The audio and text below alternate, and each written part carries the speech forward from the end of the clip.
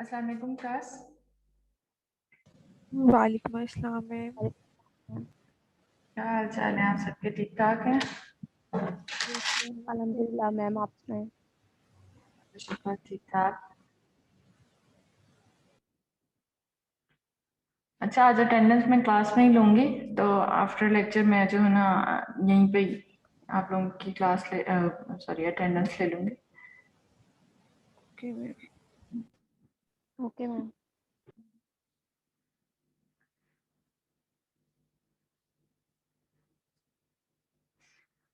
इतने slow slow सब आ रहे हैं, पूरे 9 बजे आ जाए करो सब, ताकि क्लास स्टार्ट हो जाए। अब देखो आज की क्लास थोड़ी लंबी है, थोड़ा heavy important lecture.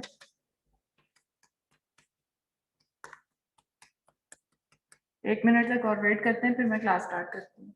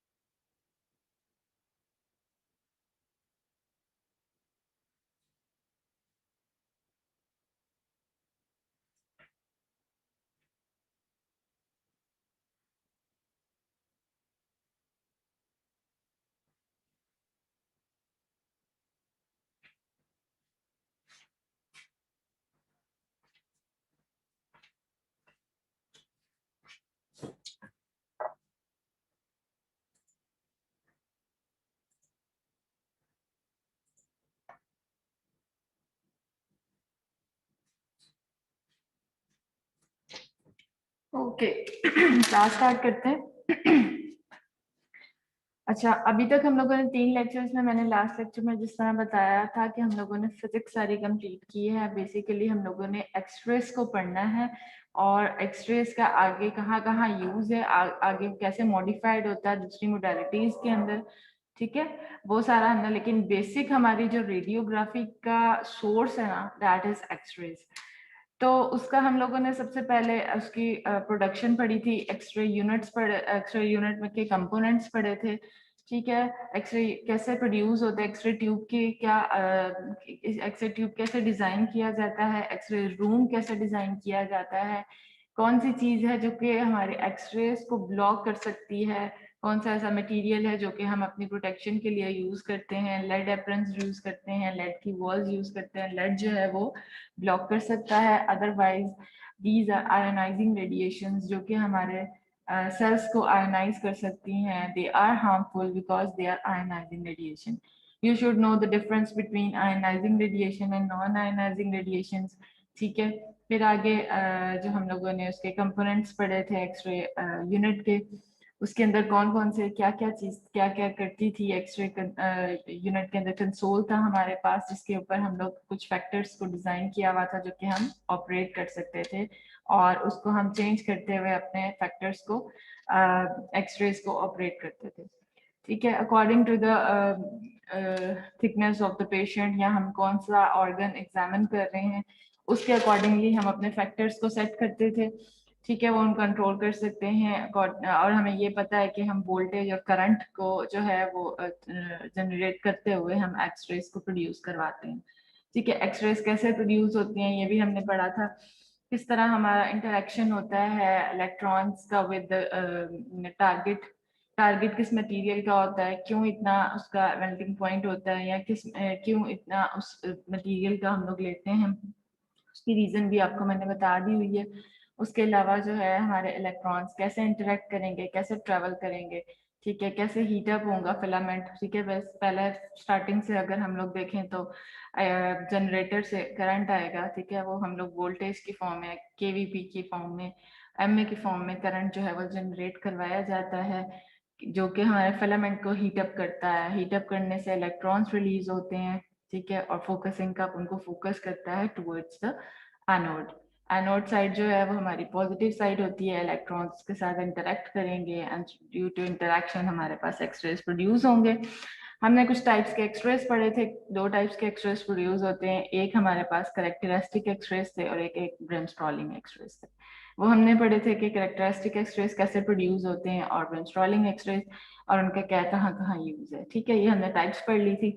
X-rays produce हो गए हैं, फिर उसके बाद हमने कुछ फिल्ट्रेशंस पढ़ी थी कि जैसे एक्सरेज निकलते हैं कुछ हमारे पास स्कैटर्ड रेडिएशंस होते हैं जो कि इधर उधर स्कैटर्ड हो जाते हैं और उनकी इंटेंसिटी कम होती है, वो सिर्फ आयोनाइज ही कर सकते हैं, बट वो हमारे डायग्नोस्टिक पर्पस के लिए यूजफुल नहीं है, ठीक है। इस वजह से हम जो है जो हमारे पास कह सकते हैं स्ट्रॉन्ग या हमारे पास यूजफुल बीम होती है सिर्फ हम उसी को यूज करते हैं। उन बाकी जो स्कैटर्ड जो रेडिएशंस होती हैं उनके लिए हम फिल्टर्स यूज करते हैं, फिल्टर्स लगे होते हैं that can absorb the low intensities x rays. ठीक हो गया, एक्सरेज तो प्रोड्यूस हो गए हैं। आगे अब हम लोग एक्सरेज को कहाँ कहाँ इंटरप्रेट कर सकते हैं, एक्सरेज का क्या यूज है। ठीक, आज का लेक्चर सारा है एक्सरेज इंटरप्रिटेशन। अब हम फिजिक्स से निकल आए हैं, now we will move towards the clinical side. अब हम क्लिनिकली एक्सरेज को पढ़ेंगे, ठीक है। और फिर इस लेक्चर के बाद हम एक्सरे की पोजीशनिंग पढ़ेंगे। हम लोग एक्सरेज अगर करते हैं तो किन पेशेंट के अंदर अगर कौन सा मेन सारे पढ़ लेंगे हम लोग। और इसके अलावा डिटेल्स जो है वो आपको मैं बुक आपको रिकमेंड कर दूंगी, आप एक्सरे पोजीशनिंग की बुक जो है वो खरीद लें, आपके पास होनी चाहिए, ठीक है। उसके अंदर आपको हर डिटेल व्यू मिलेगा। वो व्यूज हम लोग नेक्स्ट लेक्चर में पढ़ेंगे। उसमें क्या होगा कि पेशेंट की हम पोजीशनिंग कैसे करेंगे, कैसे उसको खड़ा करेंगे या लेटाएंगे, कौन से व्यू से हम एक्सरेज लेंगे, ठीक है। और किस ऑर्गन के लिए कितनी हम लोगों ने फैक्टर रखना है, कितना केवीपी रखना है, कितना डिस्टेंस रखना है, वो हम नेक्स्ट लेक्चर में पढ़ेंगे। बट यू शुड नो कि एक्सरेज की इंटरप्रिटेशन कैसे की जाती है, एक्सरेज दिखते कैसे हैं, एक्सरेज के ऊपर व्हाइट चीज क्या होती है, एक्सरेज के ऊपर ब्लैक चीज क्या होती है, एक्सरेज को कैसे रीड किया जाता है, ठीक है। ये हम लोग क्लिनिकली आज पढ़ेंगे, ठीक। एक्सरेज हमारे प्रोड्यूस हो गए हैं, फिजिक्स हम लोगों ने पढ़ ली है। अब हम रेडियोग्राफी के अंदर जो हमारा बेसिक कह सकते हैं सोर्स है वो एक्सरेज है, ठीक है। तो x rays are the oldest and the most frequently used form of the medical imaging. The x ray images makes images of the bone, जितने भी हमारी बॉडी के ऑर्गन हैं उनका हम लोग एक्सरेज करते हैं। But according to the density कुछ हमें अच्छे विजुअलाइज होते हैं, कुछ हमें जो है वो ग्रे स्ट्रक्चर्स मिलते हैं, कुछ हमें जो है वो ब्लैक स्ट्रक्चर्स मिलते हैं। जिस तरह मैंने आपको अल्ट्रासाउंड में बताया था कि रेडियोलॉजी की दुनिया ही ब्लैक एंड वाइट है, हमें बस उसी के शेड्स देखने हैं, उसी को शेड्स को हमें पता होना चाहिए कि ब्लैक अल्ट्रासाउंड पे क्या होता है, ब्लैक एक्सरेज पे क्या होता है, वाइट क्या चीज होती है, ठीक। और ग्रे के डिफरेंट शेड्स होते हैं, वो हमारे कौन से ऑर्गन को रिप्रेजेंट करते हैं, ठीक है। रेडियोलॉजी वालों की दुनिया ही ब्लैक एंड व्हाइट है। ओके, तो हम लोग कौन से ऑर्गन को किस तरह विजुअलाइज कर सकते हैं, that will be covered in this lecture, हम लोग देखेंगे, ठीक है। रेडियोग्राफी क्या है, रेडियोग्राफी जो है वो हम लोग का बेसिक सोर्स जो है वो क्या है, एक्सरेज है। फिर हम आगे जो है एक्सरेज को डिफरेंट मॉडिफाइड करते हुए हम लोग डिफरेंट मोडालिटीज में यूज करते हैं, बट जो सोर्स है आपको पता होना चाहिए कि रेडियोग्राफी के अंदर जो है वो एक्सरेज यूज होते हैं। दीज आर आयनाइजिंग रेडिएशंस, ठीक है। किस लिए यूज किया जाता है एक्सरेज को, टू हेल्प डिटेक्ट और डायग्नोज बोन फ्रैक्चर्स, इन्फेक्शंस हो गए हैं, कुछ कैल्सिफिकेशंस हैं, ट्यूमर्स हैं, आर्थराइटिस इन जॉइंट्स हैं, बोन लॉस है, ऑस्टियोपोरोसिस जिसे कहते हैं, कुछ डेंटल इश्यूज, डेंटल एक्सरेज किए जाते हैं, ठीक है। और डेंटल एक्सरेज के लिए मशीन दूसरी यूज होती है, बट सोर्स वही एक्सरेज होते हैं, वो हम इसमें नहीं पढ़ेंगे, ठीक है।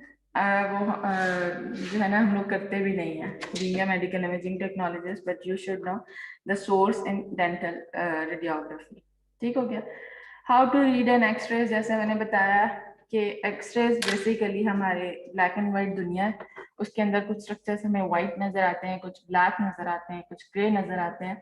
तो एक्सरेज के ऊपर जो हमारे पास बोन्स है ना वो व्हाइट नजर आती हैं, बिकॉज जो है ना वो डेंस होती हैं, सॉलिड होती हैं, और वो क्या करती हैं, रेडिएशंस को ब्लॉक कर देती हैं, ठीक है।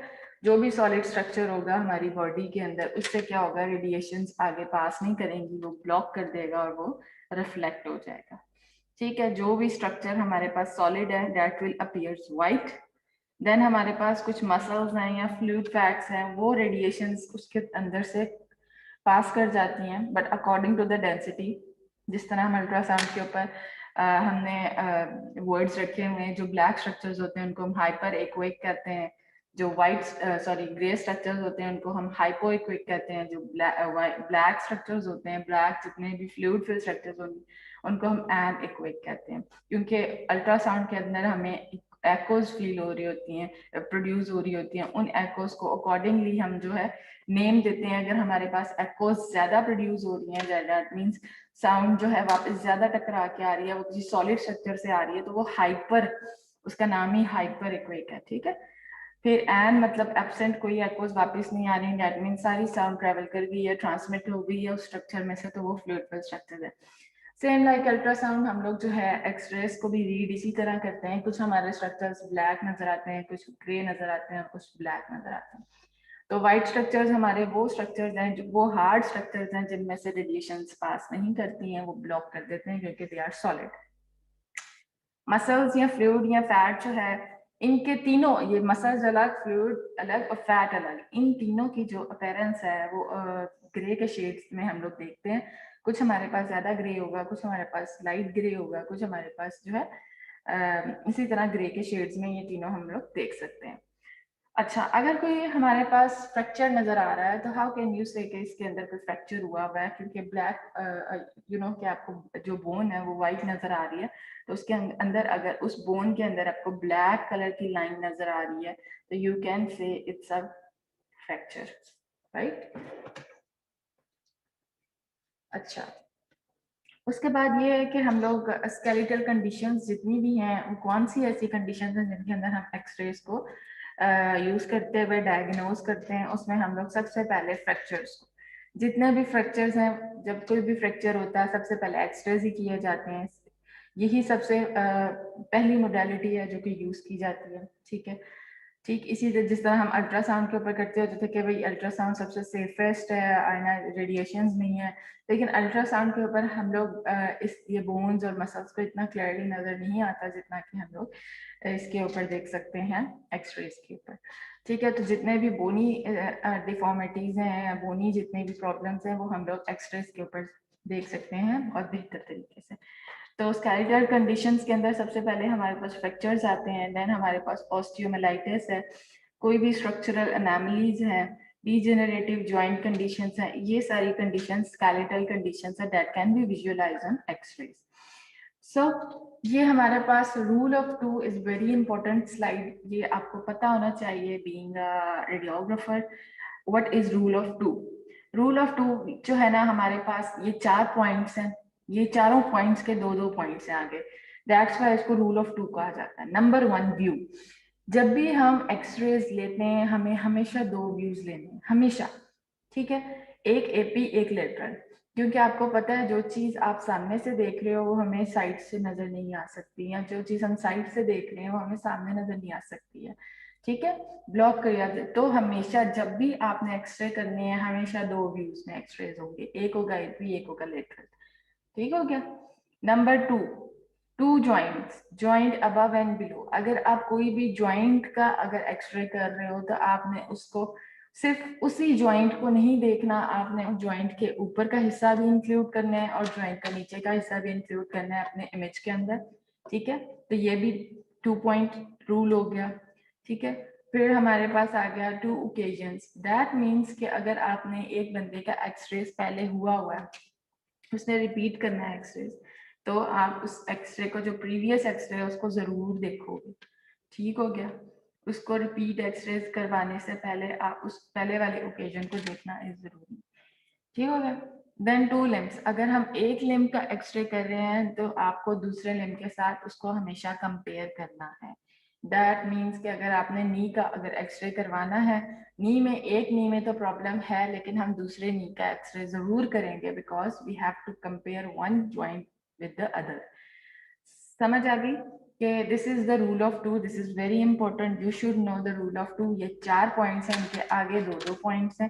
दैट मीन्स आपने जब भी व्यू लेना है 2 पॉइंट्स, 2 व्यूज पे लेना है, एपी एंड लेटरल। जॉइंट का जब भी व्यू करना है तो आपने उसका अबव एंड बिलो का एरिया इंक्लूड करना है। 2 occasions repeat x-rays and 2 limbs compare it with the other limb. This is rule of 2.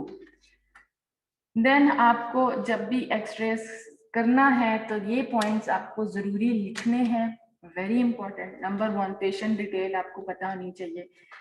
Patient का जितना भी उसकी आईडी जो हॉस्पिटल में हो रही है वो आईडी आपने प्रॉपर डालनी है, ठीक है। नेम, उसके बाद उसका डेट ऑफ एग्जाम, फिर उसके बाद side is very important. Side is very important. Being a radiographer आप यकीन करो आप इस छोटी सी गलती से एक पेशेंट की जो है जान ले सकते हो, ठीक है। कैसे जान ले सकते हो? मैंने अपने सामने एक ऐसा पेशेंट देखा था कि एक बंदे ने उसका राइट की बजाय लेफ्ट मार्कर लिख दिया, ठीक है।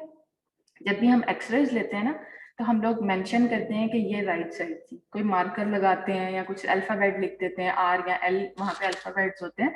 जब भी हम कि ये पेशेंट की राइट साइड है, ये पेशेंट की लेफ्ट साइड, तो ये मार्कर लगाना वेरी इंपॉर्टेंट इन रेडियोग्राफी। अगर आप मार्कर नहीं लगाते तब भी मसला, अगर आप गलत लगा देते हो तब तो बहुत ही मसला है, ठीक है। ऐसा पेशेंट मैंने देखा था कि एक रेडियोग्राफर ने उसकी किडनी का होना था स्कैन, ठीक है, उसने किडनी राइट की बजाय लेफ्ट वाली प्रॉब्लमेटिक लिख दी, ठीक है, कि लेफ्ट में प्रॉब्लम है। उसके बाद क्या होता है कि पेशेंट हमेशा जो है वो आगे जाता है, प्रोसीड किया जाता है। वो उसकी सर्जरी होनी थी और वो जो सर्जिकल जितने सर्जन थे उन्होंने जो सिर्फ एक्सरेज देखना, उन्होंने देखा एक्सरेज ठीक है, लेफ्ट साइड खराब है, उन्होंने निकाल दी उसकी लेफ्ट साइड खराब थी, उसकी राइट साइड ठीक है, उसका किडनी वो निकाल दिया। तो इस राइट और लेफ्ट जरा सा एक भी हमारा इतनी सी गलती जो है वो बहुत प्रॉब्लम क्रिएट कर सकती है। तो साइड इज वेरी इंपॉर्टेंट। जब भी आपने मार्कर लगाना है जहन में बिठा लो, जब भी आप प्रैक्टिकल करो तो आपने मार्कर लगाना नहीं भूलना, और मार्कर आपने राइट साइड या लेफ्ट साइड को देखते हुए सही साइड पे ही लगाना है, ठीक है। आप इंसानियत के साथ खेल रहे हो, आप इंसानियत, एक छोटी सी गलती जो है ना एक इंसान की, जब आप मेडिकल फील्ड में हो ना तो आपको पता है कि कितना ज्यादा आप एक इंसानी जान के साथ खेल सकते हो, ठीक है। तो ये चीजें बहुत इंपॉर्टेंट होती हैं। देन हमारे पास एक्सपोजर है कि आपने एक्सपोजर कितना देना है, वो हमारे पास फैक्टर्स होते हैं, हमारे पास पता है हमें क्या, हमने किस ऑर्गन के लिए कितना एक्सपोजर देना है, कितना पेशेंट को एक्सपोज करना है उस ऑर्गन को। अगर हमारे पास कोई ऐसा ऑर्गन है कि हमें ज्यादा उसके लिए पेनिट्रेशन चाहिए तो हम ज्यादा फैक्टर्स रखेंगे, अगर हमने कोई सुपरफिशियल करना है स्ट्रक्चर उसके लिए हम कम रखेंगे। तो exposure depending upon the patient density and the organ density, right. फिर हम लोग देखते हैं होल एरिया कवर्ड। आपने जरूर जब भी आपने फॉर एग्जांपल कोई भी एरिया आपने विजुअलाइज करना, एग्जामिन करना है तो आप उसका थोड़ा सा ऊपर का हिस्सा और थोड़ा सा नीचे का हिस्सा जरूर इंक्लूड करोगे, ठीक है। जब जब भी किसी जॉइंट का एक्सरे, जब भी आप किसी बोन का एक्सरे करोगे तो आपने उसका ऊपर और नीचे का हिस्से को जरूर इंक्लूड करना है, ठीक है, ताकि आपका पूरा एरिया कवर्ड हो जाए। देन 2 व्यूज, जो कि मैंने अभी लास्ट स्लाइड में अभी आपको बताया कि हमेशा हम जब भी लेंगे तो 2 व्यूज लेंगे, एक एपी और एक लेटरल, दोनों को एक आगे से और एक साइड से देखना बहुत जरूरी है, क्योंकि इमेजिंग के अंदर आपको पता है कुछ चीजें अगर हम सामने से देख रहे हैं ना तो हमें वो नहीं नजर आती हैं जब तक हम उसको साइड से ना देख लें, ठीक हो गया। फिर हम एबनॉर्मेलिटीज को मेंशन करते हैं कि ये एबनॉर्मेलिटी है उसके अंदर, अगर हम उसकी रिपोर्टिंग कर रहे हैं। अच्छा, एक्सरेज जब किए जाते हैं तो कौन सी चीजों का ख्याल रखना पड़ता है और कौन सी चीजें हमें देखनी है होती हैं अगर बोन, जॉइंट या सॉफ्ट टिश्यू के अंदर? Number 1 is the regularity. आप बोन देखते हो बिल्कुल रेगुलर है, बिल्कुल उसका मार्जिन जो है स्मूथ है, उसके अंदर कोई जो है इरेगुलरिटी नहीं है, उसके अंदर कोई भी ऐसे स्मूथ उसका बॉर्डर है। अगर कोई फ्रैक्चर होगा तो क्या होगा, उसके अंदर डिफॉर्मिटीज ऐसे लाइन सी हमें नजर आएगी, ठीक है। तो रेगुलरिटी देखना, कॉर्टेक्स इंटैक्ट है कि नहीं है, फ्रैक्चर्स हैं तो नहीं है, लोकेशन अगर हैं तो किस जगह पे हैं, लोकेशन देखनी है, फ्रैक्चर का पैटर्न देखना है, डिफॉर्मिटी देखनी है, डेंसिटी देखनी है। फिर उसके बाद जो है वो हमारे पास जॉइंट कॉन्ग्रुएंसी ठीक है देखनी होती है। Fracture x tends into joint damage या डीजेनरेटिव चेंजेस, ये सारी चीजें हम लोगों ने अपने एक्सरेज के ऊपर देखनी होती हैं, ठीक हो गया। अगर सॉफ्ट टिश्यू देख रहे हैं तो सॉफ्ट टिश्यू के अंदर अगर हमको कोई फॉरेन बॉडी नजर आ रही है, उसके अंदर अगर इन्फ्लेमेशन हो गई है, स्वेलिंग नजर आ रही है, ठीक है, तो ये सारी चीजें जो हैं वो हम लोगों ने एक्सरेज के ऊपर देख सकते हैं। समटाइम्स हमारे पास कोई भी फॉरेन बॉडी के अंदर क्या मतलब होता है, कि जो भी हमारे पास मेटालिक चीज है वो भी हमें एक्सरेस पे बड़ी क्लियरली नजर आती है। किसी को बुलेट लगा है, ठीक है, वो फौरन से हम लोग एक्सरे करवाए जाते हैं। बुलेट देखना होता है कि बुलेट कहाँ तक है, क्या है उसकी पेनिट्रेशन, बहुत डीप लगा है क्या, जो भी है जिस जगह पे भी है, बुलेट बहुत अच्छा एक्सरे पे नजर आ जाता है, बिकॉज मेटल है। हार्ड चीज एक्सरे पे बहुत अच्छी नजर आती है, ठीक है। तो जब भी किसी हार्ड चीज का उनको देखना तो एक्सरेस किए जाते हैं, ठीक है, फॉरेन बॉडीज के लिए देखना हो। अगर किसी के अंदर कोई भी मेटालिक इम्प्लांटेशन हुई हुई है तो वो बहुत अच्छी नजर आती है। कभी किसी के फ्रैक्चर, सॉरी, वो जो रॉड्स वगैरह लगी होती हैं, ठीक है, उनके जब एक्सरेस किए जाते हैं, एक्सरेस मुझे लगता है मोस्टली आप में से हर एक क्या किसी ना किसी कोई ना कुछ बचपन में या कभी एक्सरेस तो जरूर हुए होंगे। आप लोगों ने एक्सरे मशीन देखी होगी, एक्सरेस को देखा होगा। एक्सरे हमारे पास बेसिक एक रेडियोग्राफी है, किस तरह का नजर आता है। ये कुछ फ्रैक्चर्स हैं, ठीक है, अगर आपको क्लियरली नजर आ रही हो उसके ऊपर, तो हम लोगों ने इन फ्रैक्चर्स को किस तरह अकॉर्डिंग टू देयर शेप जो है वो नाम दिए हुए हैं। Number 1 is the longitudinal fracture. अगर आप इस थंब को ऊपर से देख रहे हो ना, तो इसके अंदर ब्लैक कलर की लाइन लॉन्गिट्यूडिनली नजर आ रही है, ठीक है, सेंटर में। So this is longitudinal fracture. अगर आप इसके अंदर देख रहे हो तो ये एक ब्लैक लाइन ओब्लिकली नजर आ रही है, ठीक है, इसके और इसके अंदर, ठीक है, फिंगर के। तो दिस इज ऑब्लिक फ्रैक्चर। ये ट्रांसवर्स, ये देख रहे हो ट्रांसवर्सली हमारे पास यहाँ पे ब्लैक लाइंस नजर आ रही हैं, तो दैट इज ट्रांसवर्स फ्रैक्चर। ये हमारे पास स्पाइरल फ्रैक्चर है, जैसे ऑब्लिक फ्रैक्चर होता है उसी तरह का स्पाइरल फ्रैक्चर होता है, बट ये थोड़ा सा ट्विस्टेड होता है, ठीक है। स्पाइरल नाम से बता रहा है ना, ट्विस्टेड फ्रैक्चर है, ठीक है। अगर हम लोग इनकी डिस्क्रिप्शंस देखें अगर डायग्राम के अंदर, तो ये आपको इस पर क्लियर होगा कि जो ट्रांसवर्स फ्रैक्चर्स होते हैं वो ट्रांसवर्सली यूं बिल्कुल सेंटर में हम लोग को ब्लैक लाइन नजर आएगी। देन हमारे पास ऑब्लिक फ्रैक्चर्स होते हैं, ये थोड़ा सा ऑब्लिकली ब्लैक लाइन नजर आएगी। स्पाइरल थोड़े ट्विस्टेड होते हैं, इस तरह करके थोड़ी सी एस शेप की तरह होंगे। देन हमारे पास जो है कम्युनिटेड हमारे पास फ्रैक्चर्स हैं। दैट मीन्स एक फ्रेगमेंट नहीं है, उसके अंदर डिफरेंट उसके पीसीज अलग अलग हो गए, ठीक है।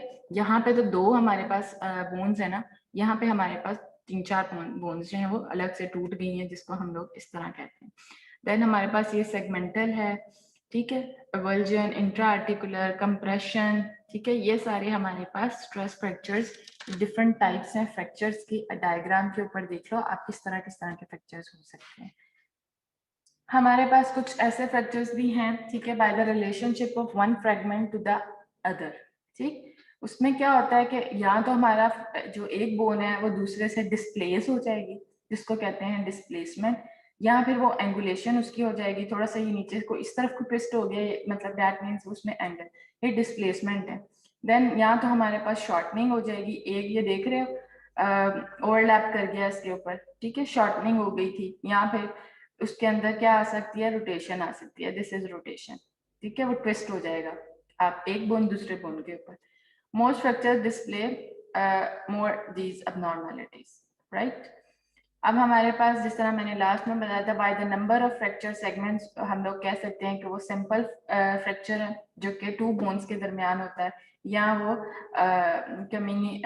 कम्युनिटेड हमारे पास जो है वो फ्रैक्चर होता है, that includes more than 1 bone. उसके अंदर 2 बोन से ज्यादा हो सकती हैं, फ्रेगमेंट्स अलग अलग से हमें नजर आ रहे हैं। This is simple and this is comminuted, ठीक हो गया। फिर हमारे पास जो है by the relationship of the fracture to the atmosphere, हम लोग इनको क्या कह सकते हैं, ये फ्रैक्चर्स या तो क्लोज्ड हो सकते हैं, ओपन और कंपाउंड हो सकते हैं, या बेस्ट इवैल्यूएटेड क्लिनिकली हम देखते हैं इनको, ठीक है। देन हमारे पास जॉइंट, जॉइंट को हम लोग जब भी एक्सरेस के ऊपर देखते हैं तो हम लोगों ने क्या चीज देखनी होती है, एक तो joint space, that is important for the joint evaluation. उसमें क्या होता है कि हम लोगों को जॉइंट स्पेस में आपको पता है कि हमारे पास फ्लूइड होता है, कौन सा फ्लूइड होता है, साइनोवियल फ्लूइड। साइनोवियल फ्लूइड होता है हमारे जॉइंट्स के अंदर। वो क्या करता है कि जब भी हम लोग की जॉइंट स्पेस रिड्यूस हो जाती है, तो वैसे तो हमें जॉइंट स्पेस के अंदर जो फ्लूइड है वो ब्लैक नजर आ रहा होता है, ठीक है। जब भी हम लोग वो उसके अंदर स्पेस कम हो जाती है तो हम देख सकते हैं कि इस जॉइंट के अंदर जो है वो ब्लैक जो लाइन है वो बिल्कुल बारीक हो गई है। दैट मीन्स उसके अंदर जो है ना जॉइंट नैरोइंग हो गई है, ठीक है, स्पेस रिड्यूस हो गई है, बड़ी क्लियरली हमें नजर आ रही होती है। या फिर हम लोग जॉइंट्स के अगर कॉर्नर्स पे देखें ना तो हमें ऑस्टियोफाइट्स बड़े क्लियरली नजर आते हैं। ऑस्टियोफाइट्स क्या होता है, बोनी प्रोजेक्शंस होती हैं छोटी छोटी सी, एक नॉर्मल जिस तरह की बोन होती है उसके अलावा एक छोटे छोटे से, जिस तरह आप अपनी वर्डिंग में कह सकते हो छोटे छोटे से कांटे से बाहर को नजर आ रहे हैं, छोटी सी उभार सी नजर आती है, छोटे छोटे कांटे, ठीक है। तो वो जो आउट ग्रोथ होती है उसको हम लोग कहते हैं ऑस्टियोफाइट्स। वो हम लोगों को विद डीजेनरेटिव चेंजेस क्लियरली नजर आते हैं। अगर आप देखो 40 प्लस या 50 प्लस पेशेंट के अगर एक्सरेज किए जा रहे हैं ना तो उसके अंदर ऑस्टियोफाइट्स बनना शुरू हो जाते हैं। This is degenerative changes. हमारी बॉडी आहिस्ता आहिस्ता जो है वो फिर डीजेनरेटिव उनकी जो अपीयरेंस है वो होना शुरू हो जाती है, ठीक है। बोन का टेक्सचर इज वेरी इंपॉर्टेंट। ये देख रहे हो कितना अच्छा हमें अभी इसके अंदर तो टेक्सचर नजर आ रहा है। अगर हमारा पेशेंट जो है उसके अंदर उसका टेक्सचर जो है वो थोड़ा खुरदरा नजर आ रहा है तो हमें वो ब्लैक ब्लैक स्पॉट्स बड़े क्लियरली ज्यादा नजर आएंगे, ठीक है। ब्लैक ब्लैक थोड़ा सा बोन नजर आना शुरू हो जाएगा, ठीक। वो ऑस्टियोपोरोसिस के अंदर आपको इस तरह की बोन्स नजर आएंगी। तो टेक्सचर इज इम्पोर्टेंट। जब भी हम लोग अभी हम देख रहे हैं कि एक्सरे के ऊपर हमें बोन्स के अंदर क्या क्या चीजें देखनी होती हैं। हमें बोन्स के अंदर उसका टेक्सचर देखना होता है, बोन के अंदर हमने उसकी स्पेस देखनी होती है, हमने अगर फ्रैक्चर है तो वो देखना होता है किस किस्म का फ्रैक्चर है, ठीक है। फिर उन बोन्स के साथ हमारे साथ कुछ सॉफ्ट टिश्यूज अटैच होते हैं। अगर उनकी कोई अनामली है तो वो हमें किस तरह नजर आ सकती है। ये आप देख रहे हो एक ज्वाइंट था, ज्वाइंट के यहाँ पे फ्रैक्चर है, ब्लैक लाइन नजर आ रही थी, ठीक है। उस फ्रैक्चर की वजह से जो हमारे सॉफ्ट टिश्यूज है उसमें क्या हो गई है, इन्फ्लेमेशन हो गई है, स्वेलिंग हो गई है, ठीक। तो हमें एक्सरेज के ऊपर किस तरह नजर आएगी। अगर वहां पे ब्लीडिंग हो गई है, ब्लड नजर आ रहा है, ब्लड इज फ्लूइड, तो वो हमें फ्लूइड जो है वो, ये देख रहे हो बिल्कुल फ्रेश ब्लड व्हाइट कलर का नजर आ रहा है, और जो फैट है वो हमें ब्लैक नजर आ रही है, ठीक है। तो यहाँ पे फॉर एग्जांपल किसी को इंजरी हुई है, ट्रॉमा था, उसका फ्रैक्चर बोनी हुआ है, और सॉफ्ट टिश्यू में हम लोग देख सकते हैं कि एक तो स्वेलिंग नजर आ रही होगी, उसके मसल्स जो हैं वो हमें स्वेलन नजर आ रहे हैं, प्लस हमें उसके अंदर ब्लड नजर आ रहा है, फैट नजर आ रही है। This is the soft tissues anatomy. फिर जॉइंट की एनाटमी जो है वो हमें जो है किस तरह आपको पता होनी चाहिए। एनाटमी सबसे इंपॉर्टेंट है। इमेजिंग वालों को तो मैं बार बार कहती हूँ, हर मोडेलिटी के अंदर आप कोई भी पढ़ रहे हो, एक्सरे पढ़ रहे हो, सीटी पढ़ रहे हो, एमआरआई पढ़ रहे हो, अल्ट्रासाउंड पढ़ रहे हो, आप लोगों की एनाटमी इतनी अच्छी होनी चाहिए because you have to visualize, आपको देखना है। आप इमेजिंग के स्टूडेंट हो, जब आपको यही नहीं पता कि कौन सी चीज कहाँ पड़ी है और क्या चीज किस तरह की दिखती है तो आप क्या विजुअलाइज करोगे। तो आपकी एनाटमी बाकी डिपार्टमेंट वालों से सबसे बेस्ट होती है, रेडियोलॉजी वालों की। उन्होंने इमेज करना है, उन्होंने देखते साथ बता देना है कि this is this and this is that, ठीक है। उनको नॉर्मल चीजों का पता है तो वो एबनॉर्मेलिटी को फौरन से डिटेक्ट कर लेंगे। अच्छा, जॉइंट एनाटमी आपको पता है कि जब भी दो बोन्स, मैंने अभी आपको बताया था, उसके अंदर स्पेस होती है, उसमें फ्लूइड होता है, ठीक है। अभी आप देखो तो इसके अंदर हमें क्या क्या नजर आ रहा है। दिस इज फीमर बोन, ठीक है, टिबिया फिबुला है नीचे, और किसका माइक ऑन हो गया, अच्छा, ये जॉइंट स्पेस है। जॉइंट स्पेस में आपको देख रहे हो इसके अंदर आपको कुछ कार्टिल, ये जो है मेनिस्कस नजर आते हैं। लेटरल मेनिस्कस होता है, एक मीडियल मेनिस्कस होता है, ठीक। ये जो आपको ग्रीन से कलर का बैंड नजर आ रहा है, दिस इज लिगामेंट, जो कि हमारे दोनों साइड्स पे जो बोन्स हैं उनको यूनाइट करता है, ठीक हो गया। तो ये किस तरह के हमें इसके अंदर चीजें नजर आती हैं। दिस इज टू व्यू, जो कि हमने रूल ऑफ टू में पढ़ा था कि हमने हमेशा जब भी एक्सरे करना है तो हमने टू व्यू एक्सरे करना है। ये हमारे पास एंकल का एक्सरे हुआ हुआ है। अगर हम एपी व्यू में देखें तो हमें काफी चीजें ओवरलैप होती नजर आ रही हैं, हम लोग उसको क्लियरली नहीं डिफ्रेंशिएट कर पा रहे हैं कि कौन सी चीज कहाँ है। और अगर फ्रैक्चर हुआ है तो देख रहे हो कि उसके पोस्टीरियर साइड पे हमें एक ब्लैक लाइन, जो कि अगर इस लेटरल व्यू में देखो तो क्लियर नजर आ रही है। अगर इसी व्यू के हम फ्रंट से देखें तो हमें वो फ्रैक्चर नजर नहीं आ रहा। तो ये इम्पोर्टेंस है किसकी, टू व्यू की, कि हमने जब भी इमेज लेना है दो व्यू में लेना है। बिकॉज अगर हम एक व्यू सामने से लेंगे तो वो ओवरलैप कर सकता है, हमारी कुछ चीजों को छुपा सकता है बैक पे, तो हमने उसको लेटरली भी देखना है। अब अगर हम फ्रंट से देख रहे थे तो हमें नजर नहीं आता, अब लेटरल देख रहे हैं तो हमें ये फ्रैक्चर नजर आ रहा है, ठीक है। तो एपीलेटरल टू व्यूज हम लोगों को लेने जरूरी है। देन ये देखो आर्टिफैक्ट्स होते हैं हमारे जब भी हम एक्सरेज करवाते हैं। ये अगली स्लाइड है, हाउ हाउ यू प्रिपेयर। जब भी हम एक्सरेज किसी भी मोडालिटी का करवाते हैं तो being a radiographer you should prepare the patient for that image, ठीक है, अगर हम कोई भी एग्जाम कर रहे हैं तो हमने उसको प्रिपेयर करना है, हमने उसकी कोई भी मेटल की चीज, आपको पता है मेटल की चीज वाइट कलर के एक्सरे पे नजर आती है, बेशक वो इंटरनल हो बेशक वो एक्सटर्नल हो। तो हमने एक्सटर्नली, अब देखो इसने रिस्ट का अपना स्कैन करना था तो उसने चूड़ियां पहनी हुई थी, और ये हमें सारी जो है ना इसके ऊपर इस तरह की बैंगल्स इस पे नजर आ रही हैं व्हाइट कलर की। तो हमने क्या करना है, ये और भी कुछ आर्टिफैक्ट्स नजर आ रहे हैं, जो भी उसने कुछ पहना होगा, ब्रेसलेट पहना है व्हाटएवर जो भी है, ठीक है। तो दीज आर आर्टिफैक्ट्स। आर्टिफैक्ट्स क्या होते हैं बेसिकली, हम लोग हर मोडालिटी के आर्टिफैक्ट्स पढ़ेंगे। एक्सरेज के आर्टिफैक्ट्स हैं, उसके हमारे पास क्या कहते हैं, अल्ट्रासाउंड के कुछ आर्टिफैक्ट्स हैं, ठीक है। आर्टिफैक्ट्स क्या होते हैं, आर्टिफैक्ट्स होते हैं कि अनवांटेड चीज हमें नजर आए, ठीक है। कोई भी, वो मशीन की भी कुछ प्रॉब्लम हो सकती है, मशीन की खराबी हो सकती है, कुछ उसके अंदर कुछ डॉट्स नजर आ सकते हैं, कुछ क्या, जो भी चीज हमें नहीं चाहिए, वो जो हमें ऐसे उसको हम आर्टिफैक्ट्स कहते हैं, ठीक है। वो डिफरेंट टाइप्स के आर्टिफैक्ट्स होते हैं, कुछ मशीन्स के, कुछ मैन मेड, कुछ किस तरह के, कुछ एक्सपोजर के, ठीक है। तो दीज आर द आर्टिफैक्ट्स। तो you should prepare the patient accordingly. Different types of X-rays require different preparation. Ask your doctor or nurse to provide you with specific instructions. ठीक है, आपने पेशेंट को गाउन पहनाना है, ठीक है। In general you undress whatever part of your body needs examination. You may wear a gown during the exam depending on which area is being x-rayed. You may also ask to remove jewelry, eyeglasses and any metal objects because they can show up on an x-ray, जो कि मैंने भी आपको artefact की form में दिखाया था। तो you should have to remove all the metallic objects जो भी पेशेंट के आप देख सकते, जो भी हम रिमूव करवा सकते हैं। समटाइम्स ऐसे होता है कि पेशेंट की कुछ इम्प्लांटेशन हुई होती हैं, तो वो हम लोग रिमूव तो नहीं करवा सकते, बट अगर हम हिस्ट्री लें तो आपको पता होना चाहिए कि पेशेंट की कोई मेटल इम्प्लांट हुआ हुआ। ये बड़ा इंपॉर्टेंट पॉइंट है एमआरआई स्कैन करने के लिए, ठीक है। हम उस पेशेंट का एमआरआई नहीं कर सकते हैं जिसके अंदर कोई मेटालिक इम्प्लांटेशन हुई हो, because MRI is a magnetic field. Magnetic field के अंदर हम इमेज क्रिएट करते हैं, अगर मेटल होगा तो वो उसका पेशेंट को हार्म कर सकता है, मेटल अट्रैक्ट करेगा मशीन में, इतनी ज्यादा मैग्नेटिक फील्ड होती है।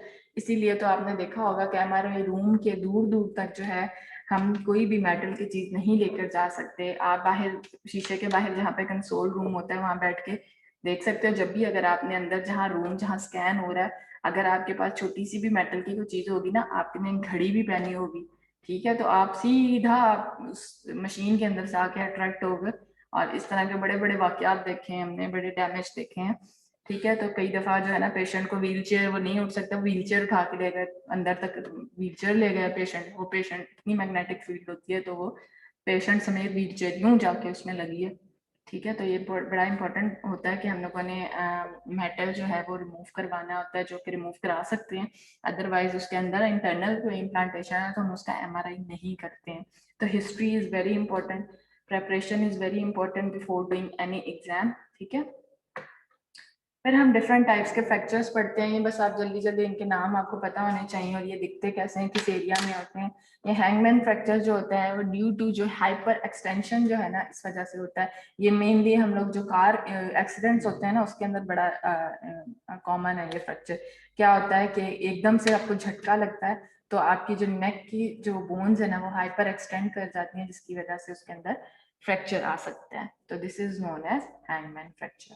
देन हमारे पास स्पाइरल फ्रैक्चर था। ये क्या होता है, ये पीडियाट्रिक्स में बहुत 8 to 15% होता है, 12 to 20% जो है वो इन्फेंट्स में है, और 80% of the child abuse fractures occur in children less than 18 months, ठीक है। तो ये स्पाइरल फ्रैक्चर इज इंपॉर्टेंट, ये आप देख सकते हो यहाँ पे, ये बिल्कुल इस तरह ट्विस्ट होके अलग हो गया है, तो दिस इज स्पाइरल फ्रैक्चर। अच्छा, ओक्यूल्ट सुप्राकंडाइलर फ्रैक्चर क्या होता है, इसके अंदर फ्रैक्चर के साथ साथ हमें पोस्टीरियरली जो है वो सॉफ्ट टिश्यू की भी इंजरी नजर आती है, जिसको हम सेल साइन भी कहते हैं। इसमें क्या होता है कि आप देखो तो हमारे पास डिस्टल ह्यूमरस का फ्रैक्चर होता है, ठीक है। ये देख रहे हो इसके अंदर ये लाइन डिस्टली, ये सेंटर के अंदर, ठीक है। तो डिस्टल ह्यूमरस का फ्रैक्चर होगा, ये अडल्ट में रेयर होता है बट चिल्ड्रन में बहुत कॉमन है। can lead to immobility if undiagnosed. ये posteriorly fat pad हमें white कलर का ग्रेश वाइट सा नजर आ रहा है, ठीक है। और ये हमारे पास सेल साइन है, दैट इज हमारे पास स्वेलिंग हो जाती है अराउंड दैट जॉइंट। अच्छा, नेम ऑफ द फ्रैक्चर, हमारे पास एक दो फ्रैक्चर्स हैं जिनको हम लोग किस तरह डिफरेंशिएट करते हैं. Number one is the Smith fracture and number two is the Coolidge fracture. How can you differentiate them? जो हमारे पास कूलीज फ्रैक्चर है ना वो आउटवर्ड फ्रैक्चर होता है और जो स्मिथ फ्रैक्चर है वो इनवर्ड फ्रैक्चर है. This is the only difference. Okay, Coolidge fracture extra articular fracture of the distal radius, dorsal angulation है. बस आप इमेज को देख लो तो आपको समझ आ जाए कि what is Colles fracture and what is Smith fracture, inward and outward. ठीक है, most common type of distal radius fracture and are seen in all age groups, can be associated with osteoporosis, sorry. ठीक है, आज मैं दिमाग मेरा बिल्कुल जो है ना आपको अंदाजा हो रहा होगा काम नहीं कर रहा. एक्चुअली कल हमारी फैमिली में एक डेथ हो गई है ड्यू टू कोरोना. तो मैं वही सबको कहती हूँ प्लीज आप जो है ना अपना ख्याल रखें. सब हम लोग जो है नहीं सीरियस ले रहे हैं कोरोना को. कोरोना वाकई जो है ना जान ले रहा है हर फैमिली में, मैं तो सुन रही हूँ आजकल. तो अपना बहुत सारा सब ख्याल रखो. मेरा माइंड आज जो है ना बिल्कुल वैसा नहीं है. अच्छा, सेकंड हमारे पास स्मिथ फ्रैक्चर है. वो हमारे पास आउटवर्ड जो है फ्रैक्चर है जो कि आपने इमेज में अभी देखा है. यंग मेल्स और एल्डरली फीमेल्स के अंदर ये बहुत कॉमन है. ठीक है, दोनों का आपको जो डिफरेंस है वो ये है कि one is the outward and other one is the inward fractures. ठीक है, इस पिक्चर में देखो तो आपको ये देख रहे हो, this is Colles fracture and this is Smith fracture. अच्छा, बॉक्सर फ्रैक्चर क्या होता है? बॉक्सर फ्रैक्चर इसका नाम ही इसलिए दिया हुआ है बॉक्सर फ्रैक्चर. ये बॉक्सर्स के अंदर जो है ना बड़ा कॉमन है. आपको पता है बॉक्सर्स किस तरह फाइट करते हैं? उनकी जो है ना जो मेटाकार्पल्स वो सामने वो ही तो मार रहे होते हैं एक दूसरे को. ठीक है, तो उनका फ्रैक्चर होने का बड़ा चांस होता है और वो कॉमन होता है बहुत. इसीलिए जो है मेटाकार्पल के फ्रैक्चर को, जो फिफ्थ मेटाकार्पल है उसकी नेक में फ्रैक्चर होता है तो उसको हम बॉक्सर फ्रैक्चर कहते हैं. और इसको बेसिकली ज्यादातर हम सर्जिकली इसको ठीक कर सकते हैं. ठीक है, तो अगर आप ये देखो तो इस एक्सरे के अंदर फिफ्थ मेटाकार्पल बोन की फ्रैक्चर हुआ हुआ है. देख रहे हो कितना सोए किस्म का फ्रैक्चर हुआ हुआ है, अलग से बिल्कुल ही टूट गई है. ठीक है, एक तो होता है लाइन फ्रैक्चर कि आपको बिल्कुल एक लाइन लेकिन आपकी बोन इंटेक्ट.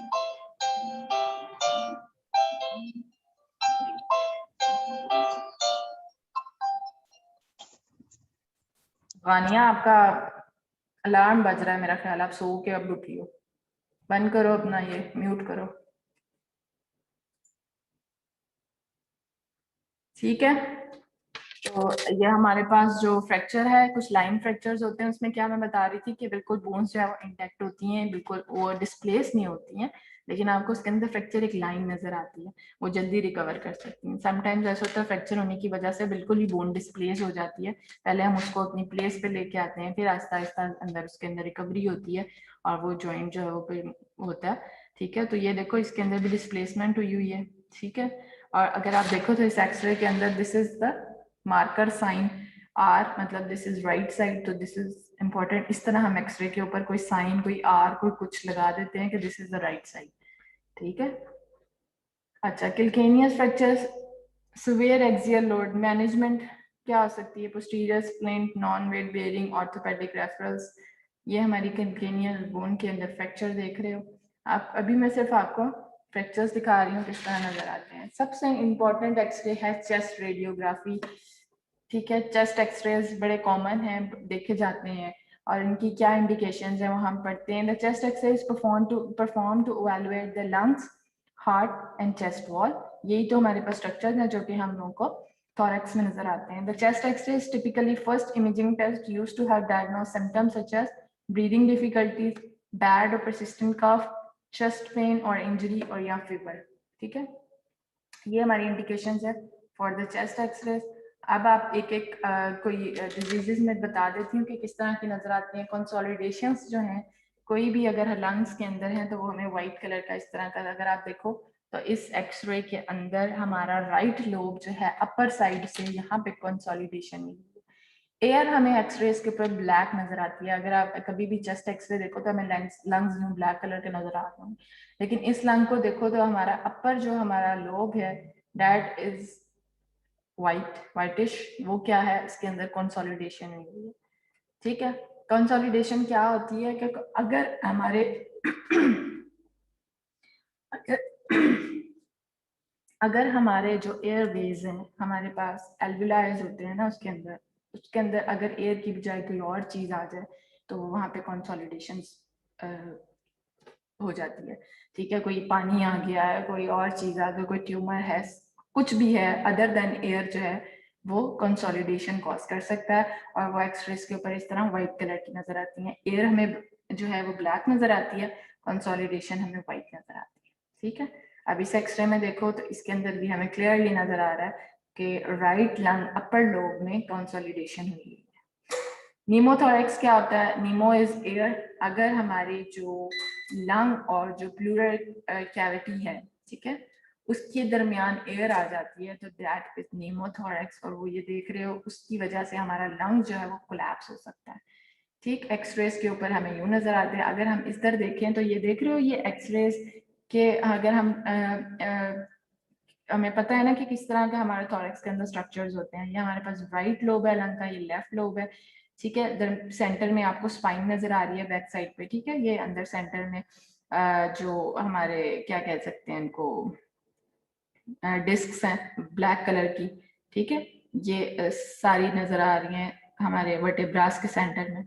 ये पीछे स्पाइन हो गई, ठीक है। फिर उसके अलावा ये हमारे पास क्लाविकल बोन है, किधर जा रही है किधर जा रही है। क्लाविकल बोन स्टर्नम के साथ अटैच होती है, सेंटर में स्टर्नम है, इधर ही हमारा ट्रेकिया होता है यहाँ से। और ये ब्लैक कलर का यहाँ नजर आ रहा है ना, अगर इस इमेज में देखो तो बड़ा क्लियर ब्लैक कलर का यहाँ नजर आ रहा है। What is this?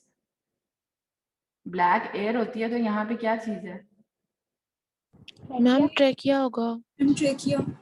Yes, this is trachea. ये ब्लैक है बिकॉज इसमें एयर है, तो ट्रेकिया यहाँ पे आगे आके वो दो में यहाँ डिवाइड हो जाते हैं, एक राइट साइड पे लंग्स में, एक लेफ्ट साइड पे जा रहा है, ठीक है। तो इस एरिया के अंदर हमें इतनी सारी चीजें मिलती हैं जो कि हम ओवरलैप कर सकते हैं। इसलिए हम जब भी करते हैं तो एक्सरेज एपी और लेटरल बड़ा इंपॉर्टेंट है लंग्स के अंदर भी। अब ये देखो इसके अंदर ट्रेकिया भी है, एसोफिगस जो है वो हमें यहीं पे बैक पे एसोफिगस भी नजर आ रहा होता है, ठीक है। तो अगर आप इधर देखो ना तो यहाँ पे डेविएट हुआ हुआ है ट्रेकिया, ये देख रहे हो यहाँ को गया हुआ है, ये इधर को जाके ये देखो इधर को आ रहा है, ट्विस्ट सा हुआ है, ठीक है। फिर हमारे पास ये अगर इसमें देखो तो ये हमारे हार्ट पड़ा हुआ है, ठीक है। ये हार्ट पड़ा हुआ है, ये हमारी नीचे जो वाइट दो हमारे पास क्या है, डायफ्राम्स हैं लंग्स के, ये इधर और ये इधर, ठीक है। और ये हमारे पास कोलैप्स लेफ्ट लंग हुआ हुआ, ठीक है। This is pneumothorax, that means air in the pleural cavity. Presence of the air या gas in the pleural space is pneumothorax। Traumatic या स्पॉन्टेनियस हो सकता है। रेडियोग्राफिक फीचर्स में क्या नजर आता है? No lung marking beyond white line, visual pleural, peripheral space is radiolucent. अच्छा, हम उसके अंदर रेडियो सॉरी एक्सरेज के अंदर वर्ड क्या नाम है, अल्ट्रासाउंड के अंदर हम वर्ड्स यूज करते हैं हाइपर इक्विक, एन इक्विक और hypoechoic according to their appearance. यहाँ पे हम यूज करते हैं रेडियो ल्यूसेंट, रेडियो ओपेक, ठीक है, ये वर्ड्स। अब आप लोगों ने इनको जो है ना अलग अलग लेना, ये ना हम एक्सरेज के ऊपर आप मैं पूछूं व्हाइट चीज क्या है, आप बोलो हाइपर इक्विक। नो, हाइपर इक्विक का वर्ड हम एक्सरे सॉरी अल्ट्रासाउंड के अंदर यूज करते हैं, ठीक है। तो वो हमारे पास जितने भी अपेरेंस है वो उसके ऊपर इस तरह की नजर आती है, क्योंकि उसके अंदर एकोजेनेसिटीज देखनी होती हैं। तो हाइपर, हाइपो या एनिक्विक, इसके अंदर हम रेडियोग्राफी सोर्स है हमारी, एक्सरे सोर्स है, तो हम जो वर्ड्स हमें नजर आ रहे हैं उनको अकॉर्डिंगली उस तरह का हम यूज करेंगे। अगर वाइट है तो रेडियो ओपेक, क्योंकि क्या करता है ओपेक स्ट्रक्चर जो है वो ब्लॉक कर देता है ना हमारी रेडिएशंस को। तो व्हाइट वाले जितने सॉलिड स्ट्रक्चर्स हैं वो रेडियो ओपेक है। उसके अलावा रेडियो ल्यूसेंट है जो ब्लैक वाले हैं, ठीक है। फिर हमारे न्यूमोथोरेक्स के अंदर क्या चीज होती है? May see we can see lung collapse, subcutaneous air may be seen if mediastinum is shifted tension, या इधर राइट या लेफ्ट हमारे पास उसके अंदर डेविएशन है वो नजर आ सकती है। चेस्ट ट्यूब उसकी मैनेजमेंट है, जब भी हम करते हैं वो एयर को हम लोग विड्रॉल करने के लिए। अब हमारे पास एक्सरेज के अंदर कुछ फ्लोरोस्कोपी प्रोसीजर्स होते हैं जो कि हमने आगे पढ़ेंगे कि एक्सरेज तो स्टैटिक इमेजिंग है ना, एक इमेज ले लिया हमने बस। फ्लोरोस्कोपी के अंदर हम लोग जो है डायनामिक इमेजिंग करते हैं, दैट मीन्स मूवमेंट देख रहे होते हैं। उसके अंदर हमें बड़े ज्यादा प्रोसीजर्स हैं, वो हम पढ़ेंगे एक एक करके।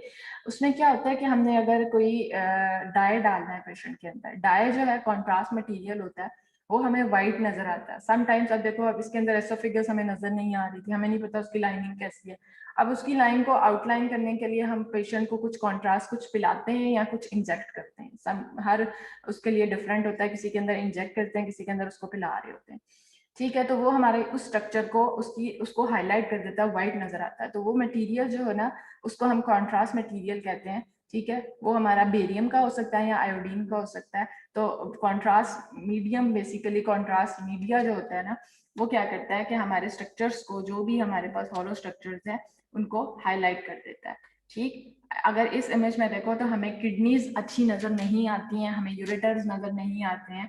जब भी हमने किडनी का स्कैन अगर करना है तो हम क्या करते हैं, उसको डाई इंजेक्ट करते हैं। डाई जो है वो उसके ब्लड के थ्रू आता आता हमारी किडनी, ये देख रहे हो किडनी के अंदर, इस किडनी और इस किडनी में आपको देख रहे हो इसके अंदर क्या हुआ होगा, हाइड्रोनेफ्रोसिस हुई हुई है। ठीक है, अब देख रहे हो इसके अंदर डाई, ये वाइट, नॉर्मली हम अगर एक्सरे करेंगे तो हमें इस तरह नजर नहीं आएगा। अगर हमने ये डाई इंजेक्ट किया हुआ है जिसकी वजह से उसने हाईलाइट कर दिया सारा, ये यूरेटर्स दोनों नजर आ रहे हैं और नीचे ये ब्लैडर के अंदर अब जो कंट्रास्ट है वो जा रहा है। ठीक है, हम लोग इसको जाता हुआ देख सकते हैं हम लोग। और अगर एसोफेगस का करें, अपर जीआई ट्रैक का करें, तो हम लोगों ने उसको डिफरेंट नेम दिए होते हैं। एसोफेगस के देखने के लिए उसको बेरियम स्वॉलो कहते हैं। स्टमक को देखना हो, बेरियम मील कहते हैं। बेरियम हम किस तरह और कितने टाइम के बाद इंजेक्ट करते हैं, वो हम जब ये सारे पढ़ेंगे ना तब मैं आपको बताऊंगी। अभी सिर्फ आपको इतना पता होना चाहिए कि व्हाट इज कॉन्ट्रास्ट मीडियम, और वो हाईलाइट करता है हमारे स्ट्रक्चर्स को। ठीक है, और इंडिकेशंस क्या है जीआई ट्रैक की, जो जिनके लिए हम लोगों को ये डालना पड़ता है डाई। कुछ हमारे डिफिकल्टीज होती हैं, जिस डिफिकल्टी इन स्वेलिंग हो गया, इंडाइजेशन हो गया, या कुछ अल्सर्स देखने हैं हमने, लाइनिंग देखनी है इंटेस्टाइन की, ट्यूमर्स देखने हैं कुछ। ठीक है, इन सारी चीजों के लिए हम लोग जो अगर कोई ब्लॉकेज है तो वो बड़ा क्लियरली इस पे नजर आता है। उसमें क्या होगा कि हमने जो डाई इंजेक्ट किया है वो डाई या कॉन्ट्रास्ट मीडियम एक स्पेसिफिक पॉइंट तक जाएगा, आगे जहाँ ब्लॉकेज होगी वहां हमें नहीं फील हो रहा होगा, आगे नहीं जाएगा। ठीक है, तो ये हमें डाई जो कॉन्ट्रास्ट मीडियम है डाल के हम लोग उस जगह को जो है उसका डायनामिक इमेजिंग देख सकते हैं।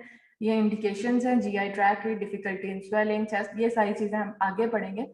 मेन आपको बस पता हो, ये डिटेल हमने पढ़नी है, एक एक लेक्चर है बल्कि जीआई ट्रैक का। और उसका लोअर जीआई ट्रैक के अंदर बेरियम एनीमा देते हैं फॉर द लार्ज इंटेस्टाइन। ठीक है, बेरियम एनीमा क्या होता है, लार्ज इंटेस्टाइन को विजुलाइज किया जाता है। ठीक है, ये रेक्टम के थ्रू हम जो है ना कॉन्ट्रास्ट मीडियम इंजेक्ट करते हैं। अगर एसोफेगस को देखना है तो थ्रू माउथ हम उनको जो है बेरियम पिलाया जाता है उनको, फिर उनका साथ साथ स्कैन किया जाता है। ठीक हो गया, फिर हमारे ये इंडिकेशंस है कुछ के हम किन के अंदर करते हैं, डायरिया, स्टूल, कॉन्स्टिपेशन। ठीक, ये कुछ एक्सरेज किए गए हैं, large versus small bowel obstructions, ये आप देख लो। ठीक हो गया, ये गैसेस नजर आ रही हैं आपको, गैस आपको एक्सरे पे जो है वो ब्लैक नजर आती है, तो इंटेस्टाइन के अंदर देख रहे हो कितनी गैस है। ठीक है, तो आज का लेक्चर बड़ा इंपॉर्टेंट था। इंटरप्रिटेशन, हम एक्सरेज को कैसे इंटरप्रेट कर सकते हैं, कैसे रीड कर सकते हैं, एक्सरेज के ऊपर कैसी चीज कौन सी कैसे नजर आती है। Any question? यस मैम, एक क्वेश्चन है। पूछो। मैम, जो फ्रेश ब्लड है उसकी अपीयरेंस बता दें एक्सरे पे कैसी होगी? वाइट। तो मैम वो ब्लैक नहीं होनी चाहिए, जैसे साइनोवियल फ्लूइड है वो हमें ब्लैक नज़र आता है, तो फ्रेश ब्लड भी तो लिक्विड फॉर्म में होगा ना? तो होता है, लेकिन फ्रेश ब्लड जो है वो हमें उसकी डेंसिटी एक क्या कह सकते हैं, बिल्कुल बिल्कुल लिक्विड तो होती नहीं है, थोड़ी सी डेंस होती है ब्लड जो है ना, comparative to the synovial fluid. ठीक है, लेकिन हम ब्लड को भी कैटेगराइज करते हैं डिफरेंट उसके अंदर, अगर वो फ्रेश ब्लड है या थोड़ा डिलेड है तो वो अपनी अपीयरेंस चेंज करेगा। लेकिन हमें ज्यादातर एक्सरेज के ऊपर जो है वो बहुत वाइट भी नहीं, कभी समटाइम ग्रेश नजर आता है, कभी व्हाइटिश नजर आता है, लेकिन हमें वो बिल्कुल ब्लैक नहीं नजर आ सकता, वो फैट नजर आती है इसके ऊपर ब्लैक। जब ब्लड क्लॉट बन जाएगा तो तब हमें कैसा नज़र आएगा? वाइट नजर आएगा। ठीक है, लेकिन उनके शेड्स डिफरेंट होते हैं, कुछ ग्रेश वाइट होता है, कुछ ज्यादा वाइट हो जाएगा, बिल्कुल अगर डेंस हो जाएगा, बिल्कुल बिल्कुल जो अगर सॉलिड बन जाएगा तो वो हमारा ज्यादा वाइट हो जाएगा। बिल्कुल थोड़ा कम उसकी डेंसिटी है, ठीक है, डेंस है कम, तो वो उतना ग्रे ग्रे सा नजर आएगा। ठीक है, अकॉर्डिंग टू द डेंसिटी वो अपनी विजुअलाइजेशन चेंज करेगा।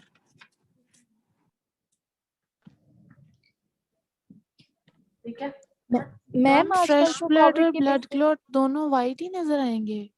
जी, लेकिन शेड उनका डिफरेंट होगा। मैंने बताया है आपको कि जो ज्यादा सॉलिड हो जाएगा वो ज्यादा वाइट नजर आएगा, जिस तरह बोन होती है। ठीक है, तो अगर जो फ्रेश होगा वो हम लोगों को थोड़ा सा ग्रे ग्रे, बिल्कुल ब्लैकिश ग्रे नजर आएगा। तो शेड्स ही हम लोगों को डिफरेंट फील होंगे। ये आप आज जाके ना नेट पे थोड़ा सा सर्च करना है कि हम लोगों को डिफरेंट ब्लड के अपीयरेंस अल्ट्रासाउंड उसके एक्सरेस के ऊपर कैसे नजर आती है, ठीक है। Okay ma'am. मैम एनीमिया का भी बता दें, ऊपर एक स्लाइड में लिखा हुआ था। बेरियम एनीमा, बेरियम एनीमा तो अभी हाँ। हम पढ़ेंगे उसके अंदर क्या कहते हैं, लेकिन आपको पता हो कि बेरियम एनीमा, मैं अभी नाम बता रही थी, बेरियम स्वॉलो करते हैं for the upper GI oesophagus को देखने के लिए, बेरियम मील करते हैं हम लोग स्टमक को देखने के लिए, ठीक है। बेरियम फॉलो थ्रू करते हैं स्मॉल इंटेस्टाइन को देखने के लिए, और बेरियम एनीमा करते हैं लार्ज इंटेस्टाइन को देखने के लिए, ठीक है। बाकी जो 3 ऊपर मैंने बताए हैं वो हम लोग कॉन्ट्रास्ट मीडियम पेशेंट को पिलाया जाता है, ठीक है। बेरियम एनीमा के अंदर जो है वो थ्रू रेक्टम जो है हम इंजेक्ट करते हैं लार्ज इंटेस्टाइन को देखने के लिए, ठीक है। तो एनीमा ये सब की नेम्स हैं, ठीक है। ये प्रोसीजर्स हैं सारे जो कि हमने अल्ट्रासाउंड फ्लोरोस्कोपिक प्रोसीजर्स देखने होते हैं। इसमें हम कॉन्ट्रास्ट इंजेक्ट करते हैं और थोड़ा थोड़ा साथ साथ वीडियोस की देखते हैं। तो enema for the large intestine उसको देखने के लिए, कॉलोन को देखने के लिए, सिग्मोइड को देखने के लिए, देखने के लिए ट्रांसवर्स कॉलोन, ठीक है, असेंडिंग और डिसेंडिंग, जितना लार्ज इंटेस्टाइन का हमारा एरिया है वो हम बेरियम एनीमा में देखते हैं। फिर मैम आजकल जो कोविड के पेशेंट होते हैं उनके जो लंग्स होते हैं उनमें वाइट वाइट पैचेस होते हैं, तो वो भी कंसोलिडेशन होती है।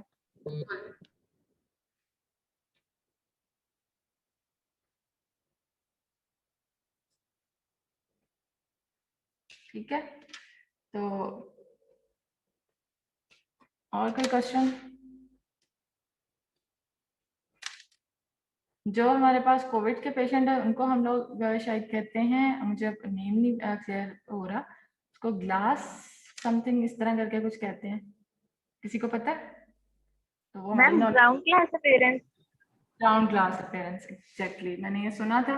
वो जो अपीयरेंस होती है वो चेस्ट एक्सरेस के ऊपर हमें कोविड के पेशेंट्स में बहुत ज्यादा नजर आ रही है, ठीक है।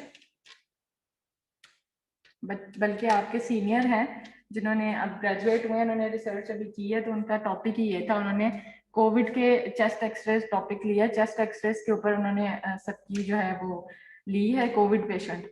अभी जो रिसर्च की है ना, जो अभी ग्रेजुएट शर्जील और उस्मान वगैरह जो है ना, उनकी रिसर्च ये थी।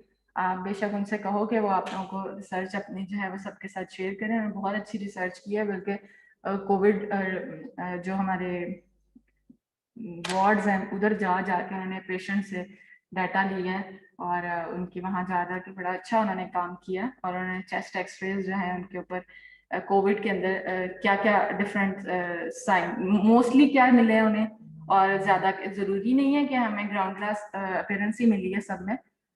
तो किसी के अंदर कैसे अपीयरेंस मिली है, किसी तो कोविड के अंदर डिफरेंट उनको मिले हैं, फिर उन्होंने उसका वो निकाला है जो भी, ठीक है, कि क्या परसेंटेज थी किन डिजीज की, कैसी अपीयरेंस थी एक्सरेस की, तो उन्होंने मोडालिटी कौन सी ली है। आप लोग भी जब रिसर्च करोगे अभी से अपनी कोई मोडालिटी जो भी आपके इंटरेस्ट की है वो सोच के रखो कि मैंने एक्सरेस के ऊपर करना है, मैंने एमआरआई पे करना है, मैंने अल्ट्रासाउंड करना है। तो फिर वो ताकि आप लोगों को वो पेशेंट डाटा मिल सके, वो रिसर्च करनी है आपको जिसका आपको डाटा इजीली मिल जाए, ठीक है। तो रिपोर्टिंग तो हम लोगों ने करनी नहीं होती है, रिपोर्टिंग तो रेडियोलॉजिस्ट करते हैं, लेकिन आपको मेन चीजें पता होनी चाहिए कि किस तरह की चीजें कैसी नजर आती हैं। अब हमारे पास टाइम नहीं बचा है, लेक्चर खत्म हो गया। मैंने अटेंडेंस पहले सोचा था क्लास में ले लूँ, मैं जूम के ऊपर तो रिकॉर्ड आ गया होगा मेरे पास, तो मैं अटेंडेंस अब आपकी बात में लगा लूंगी, ठीक है। अब मेरी क्लास है साथ ही 10 बजे दूसरी, ठीक है। क्लास एंड करते हैं। अपना सब बहुत सारा ख्याल रखा करो। कोविड जो 3rd वेव है ना बहुत खतरनाक है, और वो हर एक को जो है ना बहुत बुरी तरह से अटैक कर रही है। और 40+ लोग आपके घर में जितने हैं, इनकी वैक्सीनेशन जरूर करवाओ, ठीक है। क्या करता है लोग तो डरे हुए हैं, आप लोगों ने समझाना है अपने बड़ों को कि पता नहीं वैक्सीनेशन कैसी है क्या है। तो वैक्सीनेशन से क्या होगा, कुछ भी नहीं, आपके अंदर एक क्या कह सकते हैं इम्यूनिटी ही बढ़ती है आपकी। आप 40+ वाले ज्यादा जो है वो रिस्क पे हैं कोविड के। कोविड सबको हो रहा है आजकल, हमारे जिसके भी लोगों को सबको हो रहा है कोविड, लेकिन क्या होता है कि हम लोग यंग जो है ना वो रिकवर जल्दी कर लेते हैं, हमारी इम्यूनिटी कंपैरेटिवली उनसे अच्छी होती है, तो हम लोग रिकवर कर लेते हैं। जो 50+ वाले होते हैं उनके साथ एसोसिएटेड काफ़ी डिजीजेज होती हैं, किसी को वैसे ही लंग प्रॉब्लम चल रहा है, किसी का किडनी प्रॉब्लम चल रहा है, किसी का कुछ चल रहा है, किसी को नहीं भी चल रहा, तो उसकी इम्यूनिटी इतनी लो होती है कि वो सर्वाइव नहीं कर पा रहा। ठीक है, तो अपने जितने भी बड़े हैं उनकी वैक्सीनेशंस करवाओ, अपना ख्याल रखो, खुद को सैनिटाइज रखो। ठीक है, बहुत बाहर जाना से अवॉइड करो। ठीक है, जिंदगी है तो सब कुछ है। आप लोगों के पास जितने लोग, मैं कह रही हूँ बाहर जाती हूँ मैं, अभी देखती हूँ तो इतने लोग शॉपिंग के लिए ये वो उस तरह, क्या करोगे यार शॉपिंग? और ये ईदें भी आएंगी, जब नहीं कोई होगा तो फिर क्या करोगे? ठीक है, तो अपनी जिंदगी सबसे पहले, अपना ख्याल रखो, अपने बड़ों का ख्याल रखो। ठीक है, चलो ठीक है, अपना लेक्चर एंड करते हैं। टेक केयर, अल्लाह हाफिज। अल्लाह हाफिज।